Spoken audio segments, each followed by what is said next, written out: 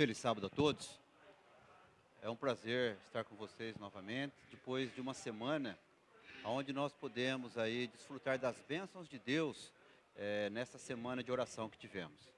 E hoje é um privilégio poder aí recapitular a lição da Escola Sabatina, né, um guia de estudo muito profundo, aonde vem como o título aí, o grande conflito e a igreja primitiva.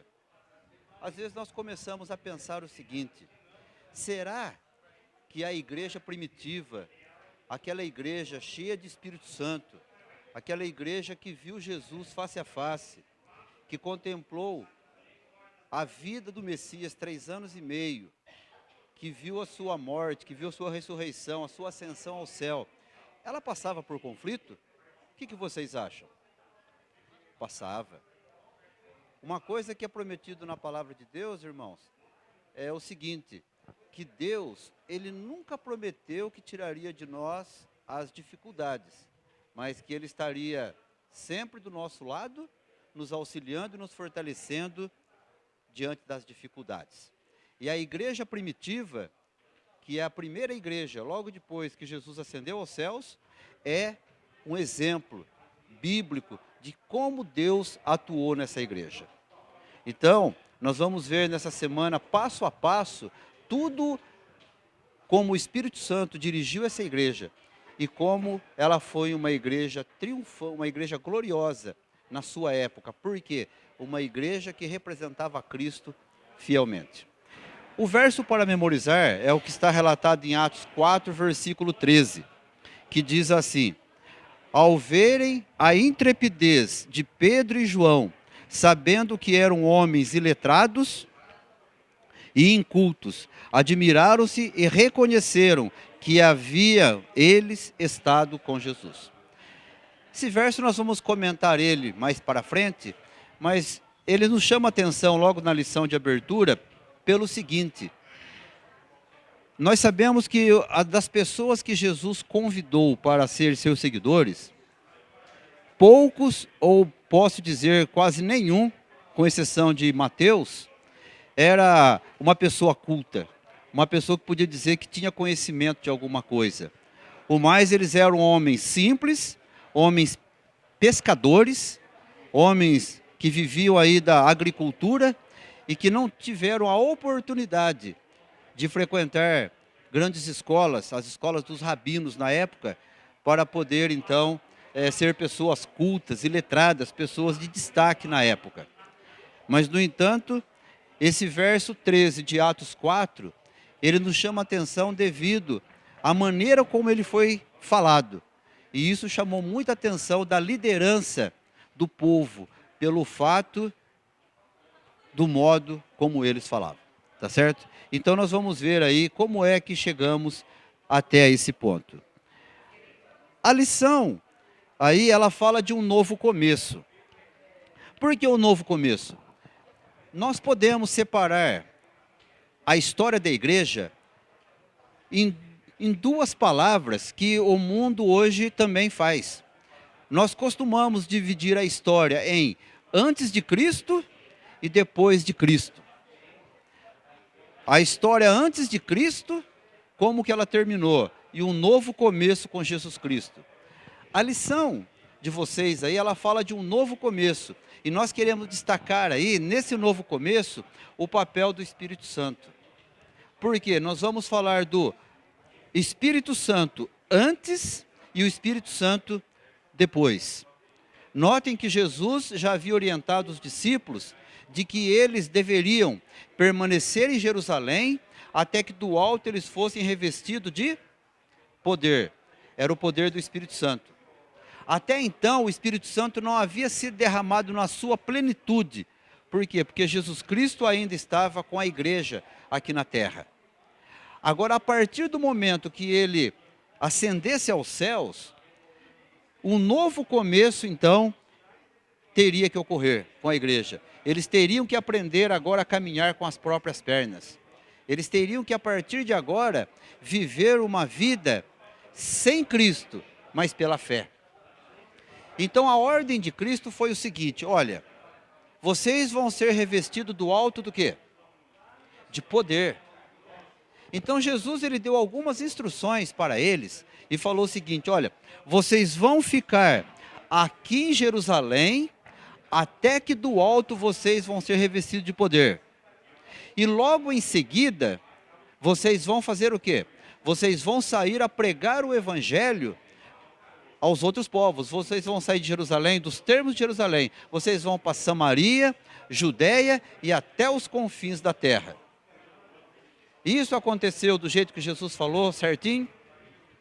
Do jeito que Jesus falou, aconteceu. Só que no coração deles, eles ainda tinham aquele gostinho de ficar dentro de casa. Então nós vamos ver aí que nesse novo começo, Jesus, ao orientar eles estavam então um pouco temerosos quanto aos acontecimentos, o qual Jesus estava esclarecendo. Por quê? Pensem bem uma coisa. Eles, durante o ministério de Jesus Cristo, eles tinham um pensamento com eles. Um queria sentar à direita, o outro à esquerda. Cada um queria ter um poder ali nesse novo reino que Cristo iria implantar. Porque na mente deles, Jesus iria livrá-los do jugo romano. Jesus se levantaria aqui na terra como o Messias, o enviado, assim como era, mas como um poderoso guerreiro, como Davi, um lutador, que restauraria as terras de Israel, tiraria eles do jugo romano. Então, quando isso acontecesse e fosse implantado aqui o reino de Cristo, eles queriam obter posição de destaque. Inclusive, quando Jesus ascendeu ao céu e deu as últimas orientações para eles ali, eles perguntaram o seguinte: porventura vai ser nesse tempo que o Senhor vai restaurar Israel? Eles ainda tinham aquele pensamento pré-concebido de que por aqueles dias ainda Jerusalém seria liberta do jugo romano. E Jesus falou uma frase muito interessante para eles: olha, não compete a vocês saber as estações, os tempos determinados por Deus. Deus sabe o momento certo de tudo isso acontecer. Então eu volto a repetir, mas Jesus falou o seguinte: mas fiquem em Jerusalém, até que vocês sejam revestidos de poder, e daí vocês vão sair, e daí é que vocês vão entender o sentido da mensagem. Sabe, irmãos, às vezes eu fico pensando, dentro desse contexto da lição, o seguinte: será que nós também não temos certos pensamentos dentro de nós, pré-concebidos, e nós achamos que às vezes as coisas devem acontecer do jeito que nós imaginamos que é, e esquecemos de que o Espírito Santo é quem conduz a obra de Deus aqui na terra? Já pararam para pensar nisso? Às vezes nós lutamos, nós trabalhamos, nós fazemos tanta coisa no sentido espiritual, e querendo que Deus atue daquele jeito que nós planejamos. E às vezes a resposta de Deus vem totalmente diferente daquilo que nós pensamos. Por quê? Nós temos que aprender que nesse novo começo da nossa nova jornada, na nossa caminhada cristã, agora guiada pelo Espírito Santo, quem dirige as coisas é Deus. É o Espírito Santo quem nos dirige. Nós somos apenas guiados. E demorou alguns dias para que os apóstolos entendessem isso. Sabe como que mais ou menos aconteceu? Olha que interessante. Eles, com medo da represália, com medo da perseguição ali, da liderança, eles se fecharam ali no cenáculo, e eles começaram a fazer uma coisa muito interessante. Eles começaram a orar com muita intensidade. E durante 10 dias, eles oraram, eles tiraram suas diferenças, eles perderam aquele conceito de quem seria o maior e quem seria o menor. Até que chegou o dia da grande festa, que é a lição de segunda-feira. Que grande festa que era essa? O Pentecostes. Vocês sabem o que é a festa do Pentecostes? No Antigo Testamento é chamado de a festa das primícias.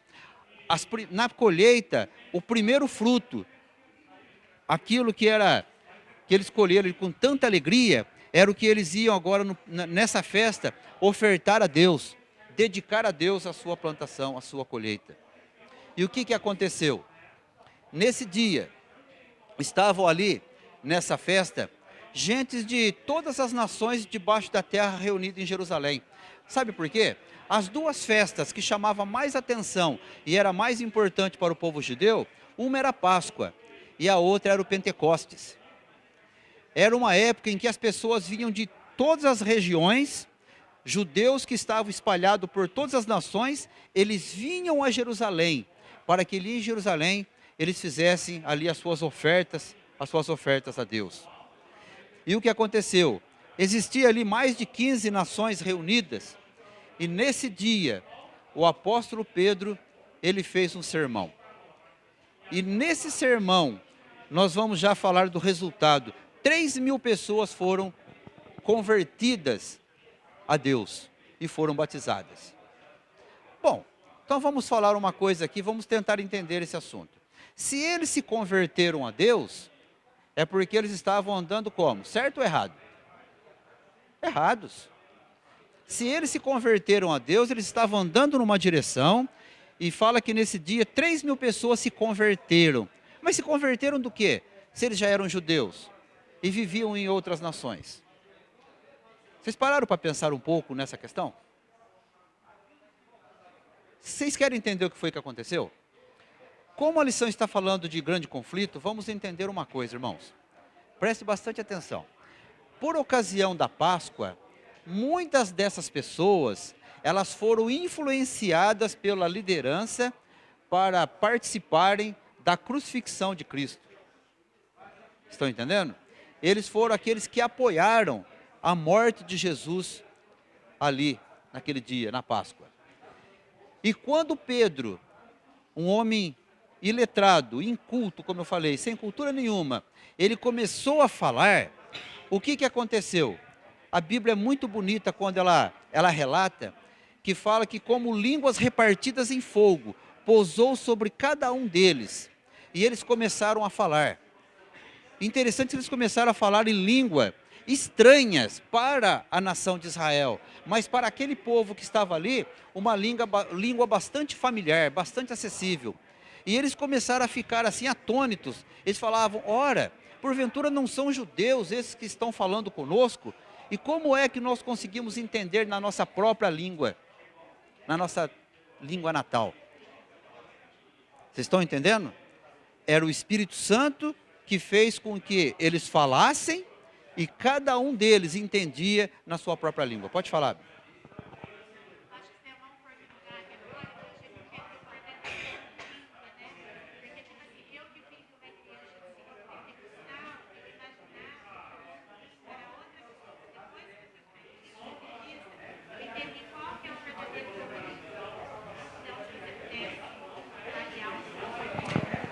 Para os judeus, a liderança que era oposta aos ensinamentos verdadeiros, eles falavam o seguinte: esses homens estão bêbados. Mas Pedro, tomando a palavra, levantou e disse o seguinte: como pode esses homens estar bêbados, sendo a essa hora? Era muito cedo para eles estarem bêbados, teria que beber muito. E Pedro começou a fazer agora uma explanagem do que era o que estava acontecendo. Sabe, irmãos, muitas pessoas acham que ser batizado com o Espírito Santo é você sentir um êxtase, é você começar a falar uma língua que ninguém entende, é você começar agora a dar pulos, saltitar, falar que está alegre, para falar que você está cheio do Espírito Santo. Notem que no selo, aquilo que marcou o trabalho do Espírito Santo na vida da igreja primitiva, ela veio com palavras inteligíveis. Os judeus que não eram sinceros, eles não entendiam o que estava acontecendo. Mas os estrangeiros, sinceros, e aqueles que tinham o temor de Deus, eles ouviam aquilo nitidamente, claramente. Por quê? Porque o Espírito Santo permitiu que eles falassem e todos eles entendessem. Agora eu falo uma coisa para vocês. Os apóstolos, eles falaram alguma língua estranha? Sim ou não? Hã?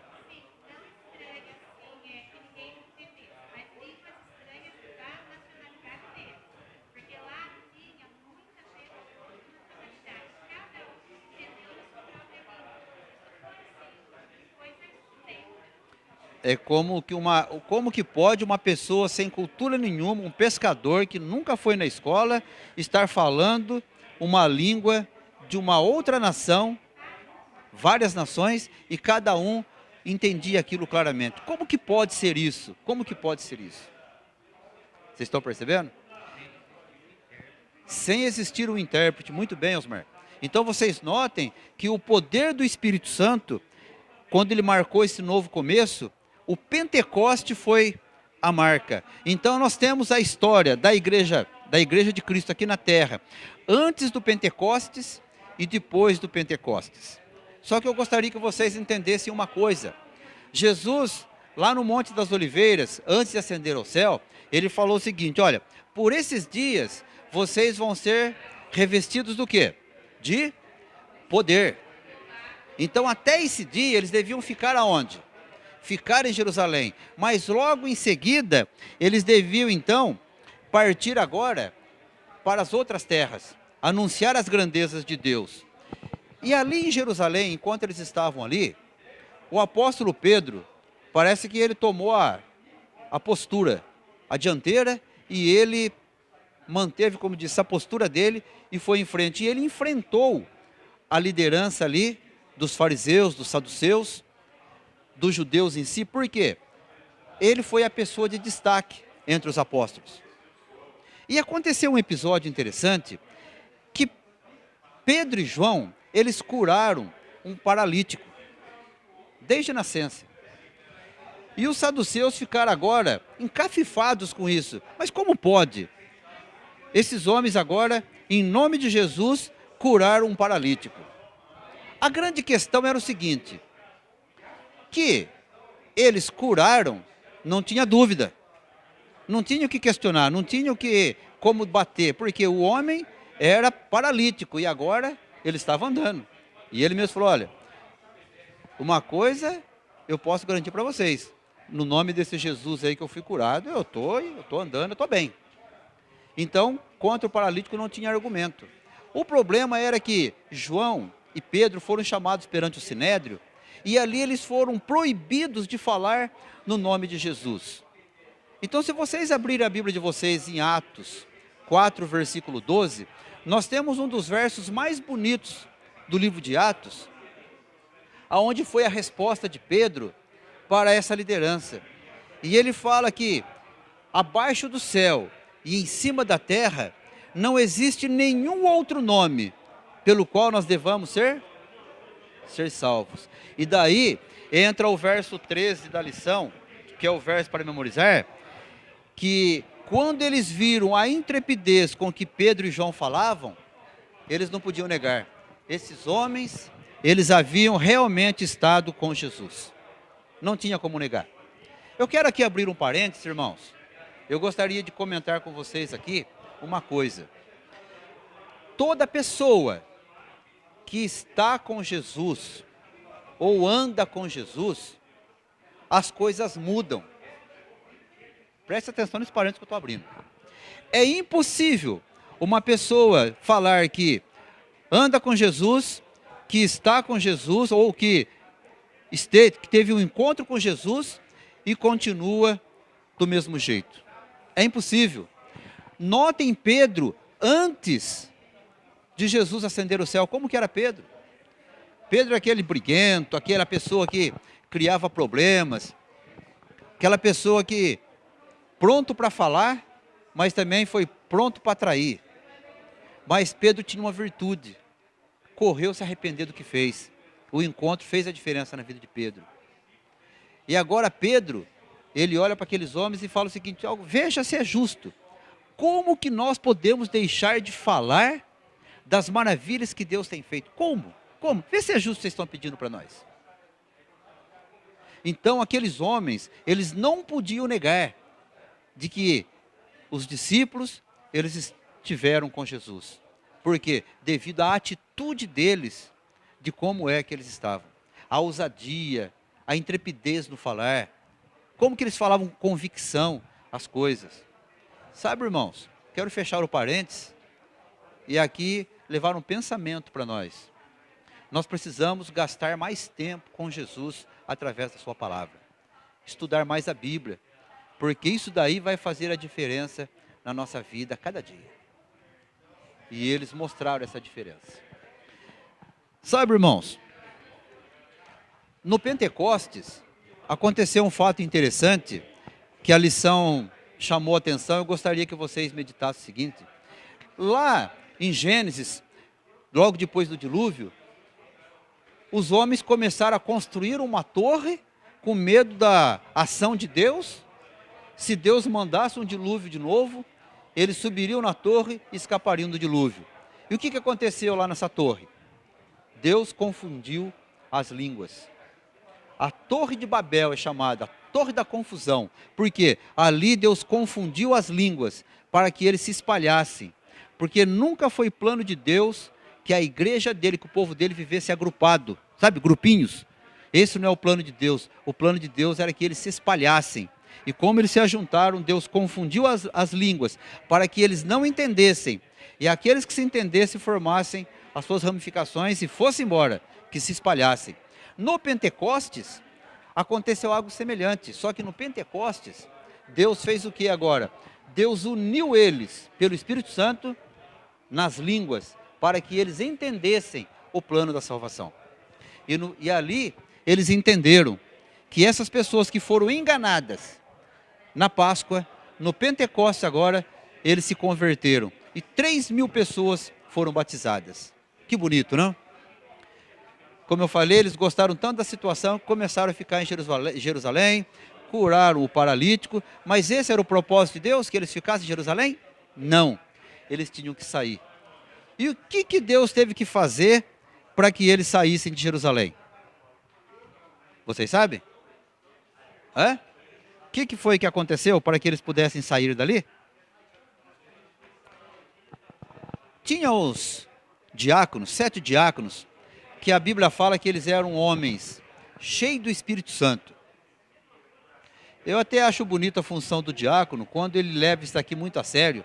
Fala que eles eram homens que ajudavam na causa de Deus, e fala que eles eram homens poderosos na palavra, e eles eram homens cheios do Espírito Santo. Eles faziam a diferença naquela igreja. E entre eles, tinha um diácono, posso dizer um discípulo, que ele se destacava. Ele se chamava Estevão. E o Estevão, um dia ele foi ali também, acuado ali por essa liderança, e ele teve que dar a razão da sua fé. Como eles estavam acostumados que todas as vezes que eles enfrentavam essa liderança, eles saíam livres porque Deus libertava eles de um jeito ou de outro, o mesmo não aconteceu com Estevão.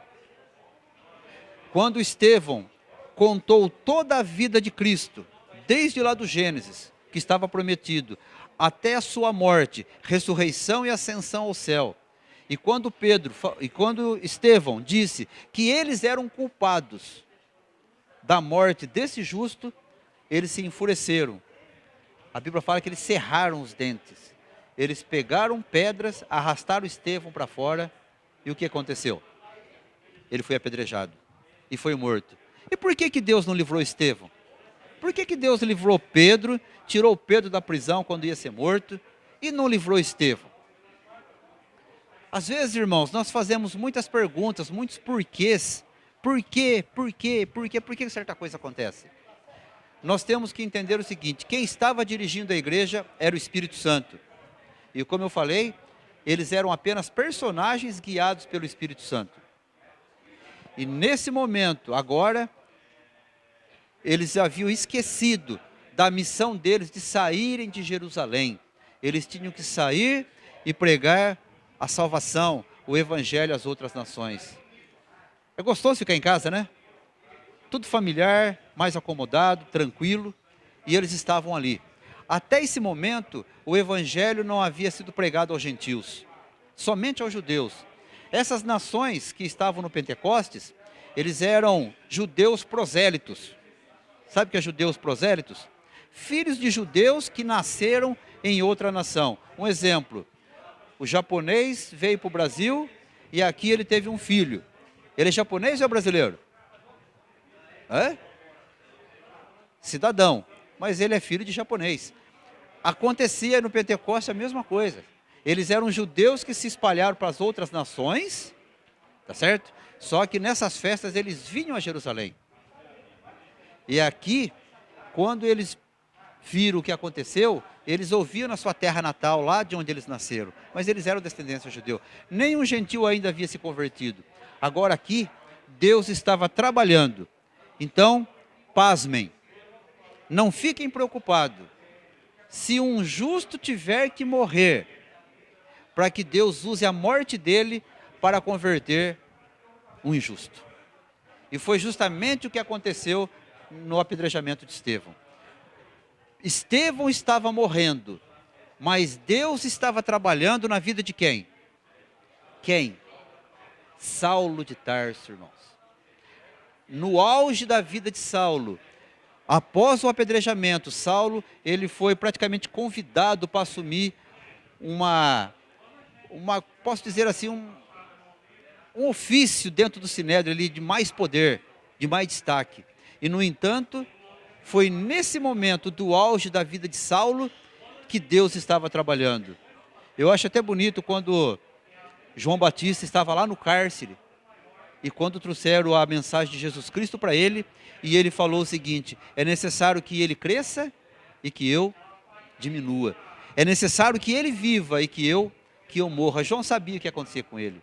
Quando Estevão estava diminuindo, morrendo, estava nascendo a igreja de Deus. Estava nascendo agora a igreja primitiva dentro do plano que Deus estabeleceu na vida de Saulo de Tarso. Que bonito, né? E agora, irmãos, nesse apedrejamento, eu gostei de uma colocação do livro Atos dos Apóstolos, que diz o seguinte, está no último parágrafo da lição de quarta-feira: depois da morte de Estevão, Saulo foi eleito membro do conselho do Sinédrio, em consideração à parte que havia desempenhado naquela ocasião. Durante algum tempo foi instrumento poderoso nas mãos de Satanás para promover sua rebelião contra o Filho de Deus. Logo, porém, esse implacável perseguidor deveria ser usado para edificar a igreja que agora estava destruindo. Alguém mais poderoso que Satanás escolheu Saulo para tomar o lugar do martirizado Estevão, a fim de pregar e sofrer pelo seu nome e propagar extensamente as novas da salvação por meio do seu sangue. Olha que bonito. Quem ia fazer o trabalho que Saulo fez era Estevão. Estevão ia morrer pelo evangelho, mas lá na frente. E no entanto agora Saulo, ele tomou a missão de Estevão para si, diz no Atos dos Apóstolos. É ele que ia fazer o trabalho que Estevão iria fazer. A igreja primitiva, irmãos, ela era muito preconceituosa. Vocês sabem o que é uma pessoa pré-conceituosa? Vocês sabem? Preconceito são pessoas que fazem um conceito das pessoas antes de conversar com elas. Na mentalidade dos judeus, e isso veio para a igreja, que os gentios, os romanos, pessoas de outras nações, eles eram impuros, eles eram imundos. E era a primeira barreira que Deus tinha que quebrar. Aí eu começo a entender o porquê que Estevão teria que morrer. Estevão era um judeu, assim como Pedro. Eu acredito que Estevão não teria facilidade para pregar o evangelho às outras nações, devido também a esse preconceito. Saulo não, Saulo, uma pessoa mais culta, um poliglota, um homem que falava vários idiomas, um cidadão romano, ele tinha uma acessibilidade a essas nações. Ele era mais acessível a elas, porque ele falava a língua daquelas nações. Ele mesmo falou: eu falo mais língua do que todos vós, todos juntos aí, ó, falando aos coríntios. Paulo era um poliglota por excelência. E era a pessoa-chave, era desse que Deus precisava. Mas é que no grande conflito, Saulo estava do lado errado. Ele era Saulo. Ele estava nas fileiras de Satanás. Ele precisava passar para a igreja de Deus. E aí, para isso, Deus teria um trabalho para fazer. E Deus mudou até o nome dele. Bom, Saulo é da sinagoga de Satanás. Aqui você é Paulo. Aqui você vai ter uma missão. E Paulo, agora, ele foi o grande pregador da igreja primitiva. Por quê? Em sua época, Paulo pôde falar que o evangelho foi pregado a todas as nações que tinham debaixo da terra. Mas Jesus não veio. Ainda não era o momento. Tinha mais alguma coisa para ser feita. Logo depois, então, do apedrejamento, a conversão de Saulo, o Espírito Santo, dentro desse grande conflito, ele precisava, então, fazer uma mudança de atitude na vida da igreja. Como eu falei do preconceito, acepção de pessoas. E vocês conhecem bem a história ou não conhecem? Se não conhecem, eu vou tentar aqui ser rápido e falar para vocês o seguinte. O Espírito Santo estava trabalhando lá em Cesareia, na vida de um centurião. Um centurião é um guarda romano que tem 100 soldados à sua disposição. Ele é líder de 100 soldados, por isso ele é um centurião. E esse homem, Cornélio, ele era um homem íntegro, temente a Deus, que orava a Deus constantemente e fazia esmolas aos pobres. E o Espírito Santo falou no ouvido de Cornélio para que ele enviasse homens lá em Jope, uma cidade de beira-mar, e lá o apóstolo Pedro, ele estava na casa de Simão, um curtidor, pessoa que fazia curtidor de couros. Agora o Espírito Santo que trabalhou com Cornélio, ele também teria que trabalhar com Pedro, porque Pedro era uma pessoa preconceituosa. Aqui ninguém é preconceituoso não, né? Pedro era, e bastante. Por quê? Pedro ele estava ali no terraço, orando, meditando um pouco nos acontecimentos, e enquanto preparavam a comida para ele estava com fome. Ele falou, vou lá orar um pouquinho, vou conversar com Deus. E nesse momento de oração, a Bíblia fala que Pedro teve um arrebatamento de sentidos, ele entrou em visão. E nessa visão, Pedro ele viu que, em forma de um lençol, desceu até ele, com todos animais, quadrúpedes e répteis, estava dentro desse lençol. E ele ouviu uma voz, ele estava com fome, que disse o seguinte para ele, Pedro, mata e come. E Pedro falou o seguinte, Senhor, eu nunca comi coisa comum ou imunda. Por 3 vezes foi falado, e Pedro respondeu do mesmo jeito, até que Deus respondeu o seguinte, não chame de comum ou imundo aquilo que Deus purificou. Mas Jesus ali, através do Espírito Santo, não estava falando para Pedro que o porco que era imundo lá em Levítico, que agora ele estava purificado. Não foi isso que a voz falou para Pedro. Que o camelo que não podia comer agora podia. É uma visão. E não come visão. E Pedro, ele saiu da visão, ele começou a ficar pensando, o que será isso? O que isso quer dizer? E ele com fome. Mas o que isso quer dizer, será? Ele ficou ali, puxa vida, deve ter algum sentido essa visão. Até que uma voz falou para ele, Pedro, tem 2 homens lá embaixo te procurando. Vai com eles sem nada questionar. Não questione nada. Não duvide, siga eles. Daí Pedro desceu e seguiu aqueles homens e foi parar lá em Cesareia. Mas vocês acham que Pedro era bobo? Não. Que é isso? Ele pegou um judeuzinho lá, companheiro, e levou junto com ele. Aquelas pessoas eram romanas. E se ele chega lá, a liderança da sinagoga lá, visse que ele que falava que era apóstolo, chegou lá e entrou na casa de um impuro, de um imundo, o que ia acontecer com ele? Ele estava perdido, ele falou, não, vou levar uma testemunha comigo. E levou um judeuzinho junto com ele lá como testemunha. E chegou na casa de Cornélio. E quando ele chegou lá, irmãos, a grande surpresa, Cornélio havia convidado seus vizinhos, seus amigos, parentes, seus soldados, todos reunidos naquela casa. Mais uma vez, Pedro, que não falava em romano, falava em judeu, ele falou o seguinte, olha, vocês sabem que não é comum um judeu se apresentar diante, né, de um gentil. Mas hoje, Deus me mostrou que a ninguém eu considerasse comum ou imundo ou impuro, Por isso eu vim sem hesitar. Eu vim aqui para anunciar as grandezas de Deus. E sabe o que aconteceu? O Espírito Santo também pousou sobre aquelas pessoas, houve uma compreensão da palavra de Deus, e é o primeiro relato na Bíblia que nós temos que o Evangelho foi pregado aos gentios. Preconceito derrubado.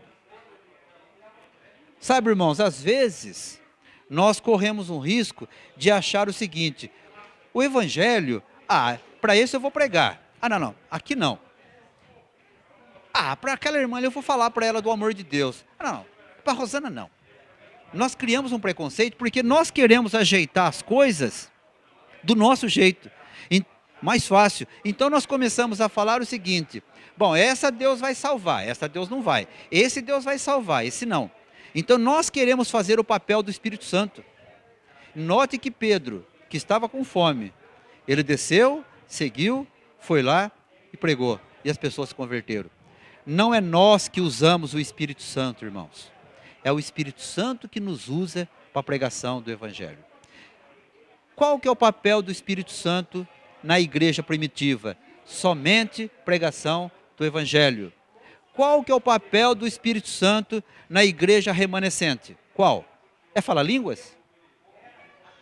Esse é o papel do Espírito Santo? Se necessário, sim. Se for com a finalidade de pregar o Evangelho. Então o Espírito Santo, ele dá sabedoria, ele faz você lembrar, ele faz você entender as coisas para que você possa convencer as pessoas que através daquilo que você entendeu, você transmite para a pessoa, ela se convence da condição dela e ela aceita o plano da salvação para a vida dela. O Espírito Santo na igreja atual, na igreja remanescente, é somente para a terminação da obra do Evangelho. Ele orienta você e convence o mundo. Só isso, mais nada. E eles entenderam essa lição. O que aconteceu então depois disso? Houve uma mudança de atitude. Daí foi que a igreja compreendeu que realmente era necessário sair de Jerusalém e pregar-se até os confins da terra. Se isso não tivesse acontecido, irmãos, você não estaria aqui hoje. Imagine se a igreja primitiva, ela se autodominasse uma igreja dos judeus e ela ficasse somente dentro de Jerusalém. Nós não teríamos acesso a essa grande salvação. Graças a Deus que Estevão morreu, que Paulo se converteu, que Pedro saiu dali e foi para Cesareia, porque a partir daí, Satanás ele passou a ser derrotado, porque o Evangelho passou a ser pregado a todo mundo. E nós hoje, nós temos que decidir de que lado é que nós estamos dentro do grande conflito. Lembre que o grande conflito para a igreja começou na igreja primitiva, foi na igreja na idade escura e está na igreja remanescente. A igreja que está aguardando a volta de Cristo. É um grande conflito. E nós temos que decidir de que lado nós estamos. A lição falou de liberdade.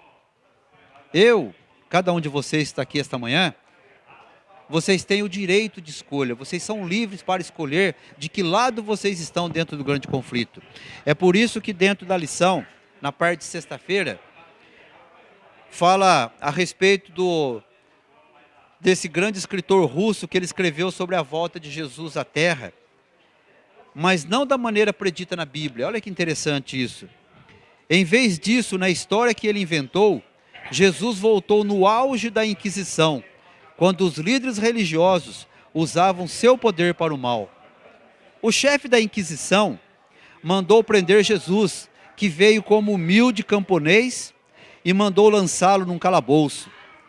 Naquela noite ele visitou Jesus na prisão e o repreendeu severamente por dar liberdade aos seres humanos. Em vez de tirar a liberdade dos homens, declarou ele, tu a tornaste maior do que nunca. Esqueceste de que o homem prefere a paz e até mesmo a morte e ter a liberdade de escolha no conhecimento do bem e do mal? Nada é mais sedutor para o homem do que a liberdade de consciência, mas nada lhe causa mais sofrimento. Apesar da audácia e do cinismo do clérigo, Há uma certa dose de verdade em suas palavras. Veja o que os seres humanos fizeram com a sua liberdade. A dor, o mal, o sofrimento e a morte surgiram com a liberdade, ou com o abuso dela. Como vimos nessa semana, alguns, quando confrontados com o Evangelho, se arrependeram e entregaram o coração em Jesus. Outros, quando confrontados com ele, assassinaram o mensageiro. A liberdade é um dom precioso, mas precisamos ser muito cuidadosos em nossa maneira de usá-lo. E você?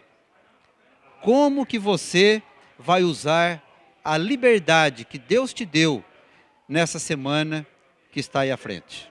Como que você vai usar essa liberdade? Você lembre-se, você é livre, mas se você pensar bem, existe o Espírito Santo que quer te guiar. Ele te dá a liberdade de escolha, mas ele quer estar com você, ele quer te guiar, ele quer te conduzir. E você, através da sua escolha, você vai definir de que lado você estará naquele grande dia, quando o Satanás realmente daí será destruído. E daí um grupo do lado vitorioso e um luto e outro grupo do lado perdedor, do lado derrotado.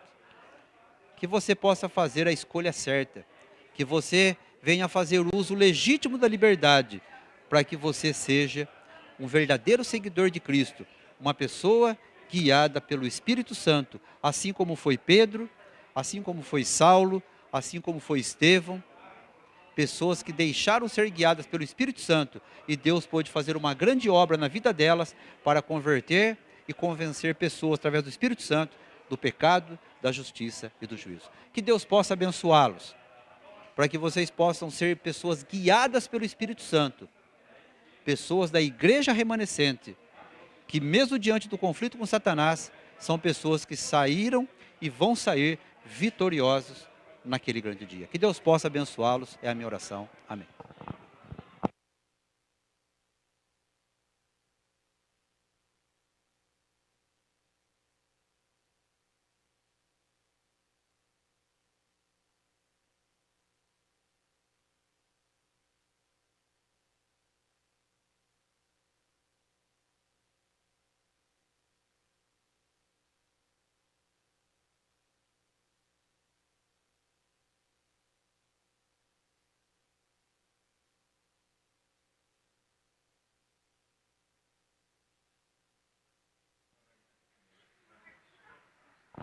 Então, você lembra quando acender a luz?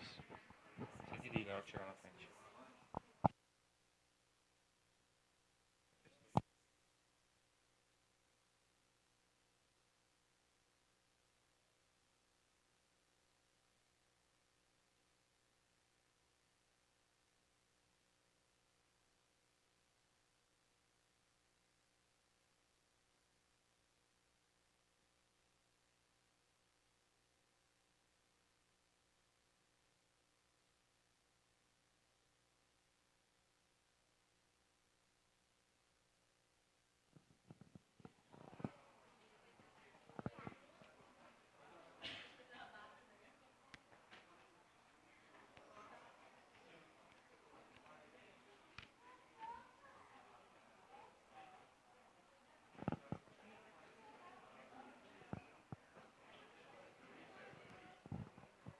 Só se eu sentar, tá?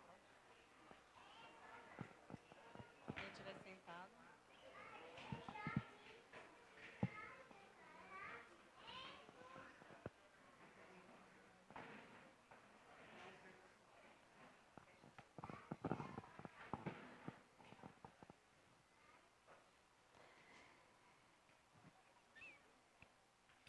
O grande conflito. O grande conflito continua, irmãos. Que lições nós podemos tirar para a nossa vida dessa lição? Semana que vem nós estaremos falando um pouquinho mais de conflitos. Semana que vem estaremos falando sobre Paulo e a rebelião. Mas antes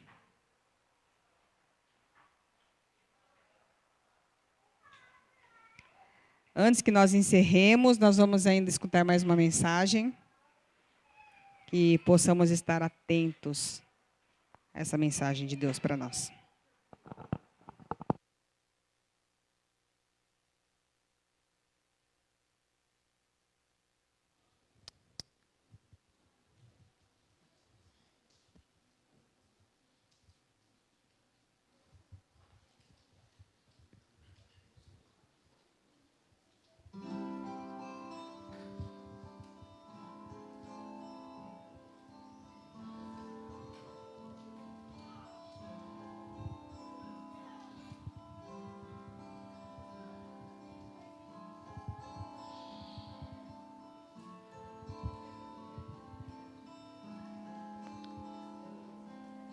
Aonde quer que seja aqui, esconde teu tesouro. Ali também está teu coração.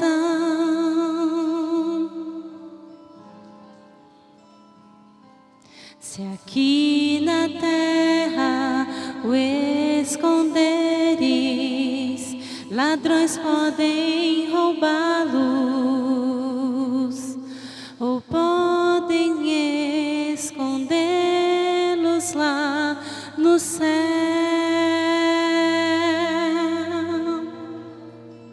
Há um tesouro no final da jornada desta vida. Ele é a razão do meu viver.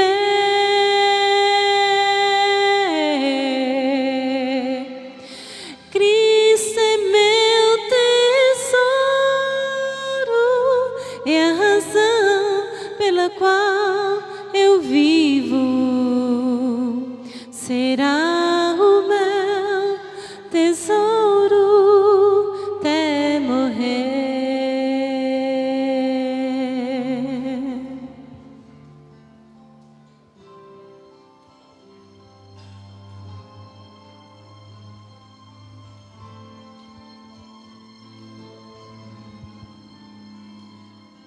Se pensas hoje onde vais, ou qual será o caminho,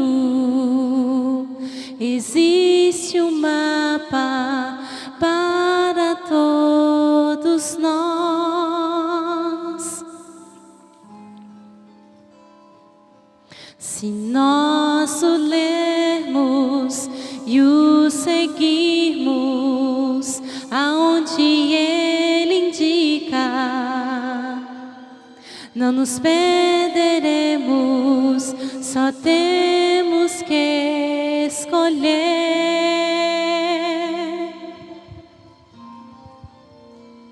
Há um tesouro no final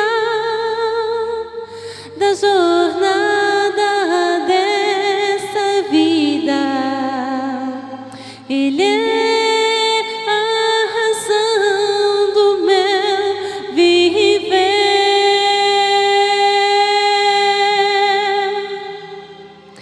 Cristo é meu tesouro, é a razão pela qual eu vivo. Será o meu tesouro até morrer.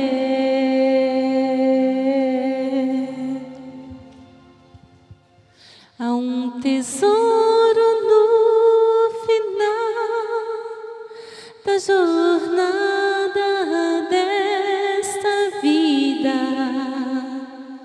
Ele é a razão do meu viver.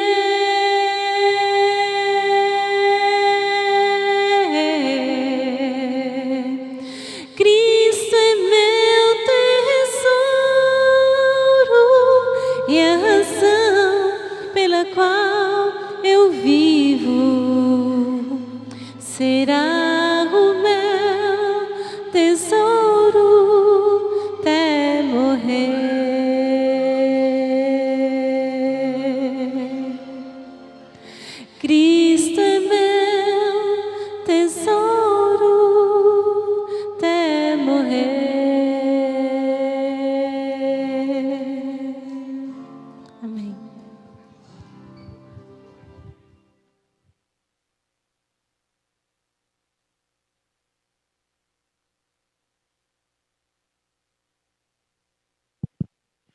Bom sábado, igreja. Que a paz de Cristo seja cada irmão presente, amém? Irmãos, nós gostaríamos de reforçar o projeto aí dos pequenos grupos. Então, nós estamos aí trabalhando com as classes e os professores estão convidando os irmãos a cederem a casa, né, para o pequeno grupo. E aqueles que não sentir esse desejo, possam sentir, irmãos, porque nós temos que trabalhar com pequenos grupos em classe. Inclusive, a revista dos 10 dias de oração falou sobre pequenos grupos. Nós temos que orar para esse pequeno grupo e para que surjam novos pequenos grupos. Porque a igreja, né, só vai crescer e só vai vir alma para Jesus se houver pequenos grupos. E nós temos um exemplo aqui, a nossa classe ali. Gostaria de chamar o Gilberto aqui na frente. Gilberto, faça favor. Não programei nada com ele, porque senão ele poderia falar não, né? Gilberto aqui, ele vai dar um exemplo para nós. Gilberto, quando eu fiz o convite ali para alguém oferecer a casa para um pequeno grupo, aí vocês pediram uma semana para pensar, para falar com as famílias. E aí, qual foi a atitude que teve com a sua família? Eu falei para o irmão Zé Raimundo, vou ver com a minha esposa, se ela pode, porque ela não é adventista, se ela pode aceitar o pequeno grupo. Aí ela falou para mim, não, pode vir. Eu fiquei assim impressionado, porque pela primeira vez que eu falei, ela não sentiu assim no coração dela que deveria ter lá o pequeno grupo, né? Aí eu falei para ela, pode vir. Agora ela falou, vou ver. Falei, marca os dias aí para não dar problema, né? Ela falou, não, pode ser qualquer dia. Aí eu falei para o irmão Zé, pode ir. Obrigado, Gilberto. Tá vendo, irmãos? A esposa dele não é adventista, não é da igreja e se submeteu, se ofereceu para fazer o pequeno grupo na sua casa. Será que nós, como adventistas, não poderíamos ser diferentes, fazer nossa parte? Oferecer nossa casa para fazer o pequeno grupo? Enquanto a gente não fizer isso, irmãos, a nossa parte, que é procurar trabalhar para Jesus, nós vemos a lição da igreja primitiva. A igreja primitiva, enquanto todos estavam com o mesmo pensamento, todos estavam unânimes, com o objetivo de levar o evangelho, a igreja cresceu. E foi em pequenos grupos, começaram em pequenos grupos, que a igreja cresceu e muitos aceitaram o evangelho. Se eu não estiver disposto a fazer minha parte, Jesus vai demorar a voltar. Então, que vocês possam, quando os professores convidar vocês, cedo a casa. Pode ser que vocês não queiram fazer direto, mas aí pode variar, um dia numa casa, outro dia na outra, e aí o pequeno grupo começará, e aí muitas pessoas podem conhecer o evangelho. E as duplas missionárias. Eu sei que também nas classes foi pedido para as duplas missionárias, o Valdir pediu para colocar os nomes, e essas duplas missionárias que foram formadas, nós vamos trabalhar, né? Provavelmente daqui uma semana ou duas, numa arrancada aí. Nós estamos aí com o projeto de fazer um curso como deixar de fumar, junto com o departamento de saúde, departamento aí também de comunicação. E essas duplas aí vão ajudar, né? Para que esse curso seja realizado também, esse trabalho. Que Deus abençoe os irmãos e vamos trabalhar para Jesus. Porque se a gente não trabalha, Jesus não volta. Amém?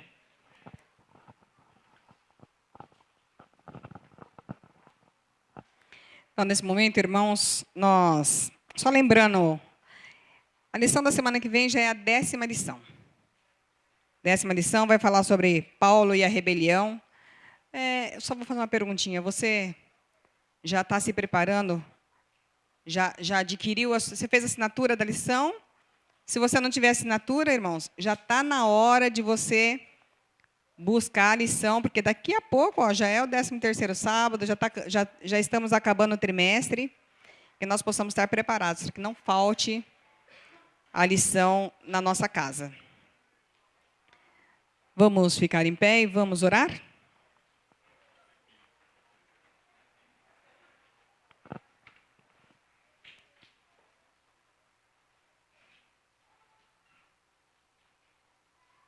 Senhor Deus e Pai, mais uma vez agradecemos a Ti pela chuva que cai, pela presença de cada irmão. Tu sabes, ó Deus, a dificuldade de cada um para sair de casa hoje, Estamos num dia de chuva, um dia agradável para estar aqui na sua casa, no seu templo. Viemos para adorá-lo, Senhor. Sabemos que alguns irmãos não puderam vir, mas mais uma vez queremos pedir a Ti que Tu estejas com eles. Também, Senhor, nós, assim como teve a igreja primitiva, nós temos um conflito em nosso dia a dia. Tu sabes do conflito que nós passamos, queremos pedir as Suas bênçãos sobre nós, para que essa semana, Senhor, aqueles que não tiveram a oportunidade de estudar a sua lição, que estejam com ela prontos e que possam estudar diariamente, para que nós possamos aqui dividir aquilo que nós conhecemos. Que Seu Santo Espírito seja derramado sobre a sua igreja, Deus. Que nós, no final, estejamos prontos para termos um encontro contigo. Nós pedimos essas bênçãos e agradecemos em nome e por amor de Jesus. Amém.